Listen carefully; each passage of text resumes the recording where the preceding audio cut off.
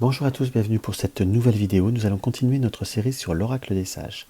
Là, nous allons aller sur la carte numéro 3, la carte du sage. Alors, je me fais un petit peu de place. Alors, la carte du sage pour l'oracle des sages. Voilà, moi, c'est une carte qui me... Quand je la trouve dans un tirage, pareil, c'est toujours un petit peu en fonction. Donc, c'est quelque chose qui peut apporter une forme, on va dire, de notion d'autorité, en quelque sorte. Ça peut être savoir prendre le temps d'apprendre, savoir prendre aussi avoir une part d'initiation, en quelque sorte. Ça peut être l'initiation, la sagesse. Ça peut être une personne, parfois, ça peut être... j'ai déjà eu ce ressenti par rapport à une personne qui était plus... on va dire une personne plus âgée, prendre conseil d'une personne plus âgée, ou également prendre force dans dans un savoir familial, ou il peut y avoir une notion par le sage. Pour moi, hein, je dis que je commence toujours par l'interprétation première que je peux avoir, comme quelque chose qui vient de nous profondément, de nos ancêtres, ou quelque chose une situation qui peut ou un savoir, ou des comportements ancestraux. Avoir un lien vraiment avec ses ancêtres, dans ce que je ressens. C'est une carte qui reste pour moi, je dirais personnellement, ni positive ni négative. Ça apporte beaucoup, ça donne une grande information, et pour moi ça reste une carte neutre. Après on va voir ce qu'il y a dans le livre.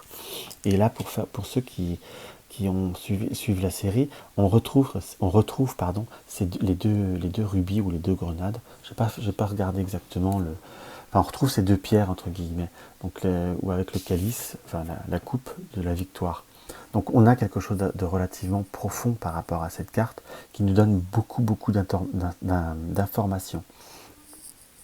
Ça peut être vraiment, par cette carte-là, parfois m'en sers parfois, il m'a déjà arrivé dans mes tirages de m'informer que c'est une situation qui peut voir à être très ancienne, qui peut même me donner une notion temporelle assez importante. Le fameux temps en guidance ou en consultation qui nous tracasse tous relativement... Oui, fortement, on va pas se mentir. Parfois, le temps nous tracasse tous, ce qui est logique. Donc celle-ci, ça peut voir à donner une très forte, une très grande information là-dessus. Pardon. Donc on va voir ce que le livre, et qu'Alcide quelque part, lui, nous en donne. Alors le sage, carte positive, vous voyez, moi je trouvais que c'était pas ni positif j'aurais presque mis neutre, comme quoi. Je dis pas que j'ai raison, qu'on soit d'accord, mais je vous donne vraiment tout ce que j'en ressens. Donc vous voyez, si je prenais des notes, je les prends mal. Donc nous avons la sagesse, l'initiation, l'autorité, oui, la connaissance, le mentor, également qu'on peut voir à interpréter. Dans la pénombre, le sage nous regarde et éclaire l'horizon. Il symbolise les hautes connaissances et la sagesse. Il nous invite à apprendre sans cesse de nous, ainsi que du monde qui nous entoure. Dans l'affectif, cette carte indique une certaine loyauté dans votre relation. Elle peut également représenter une différence d'âge au sein d'un couple, on est bien d'accord. Sur le professionnel, peut représenter un chef, un patron, un mentor. Sachez accepter l'autorité quand celle-ci est juste. À l'inverse, faites preuve de fermeté. Si vous êtes auto-entrepreneur, cette carte vous représente en tant que gérant. Voilà.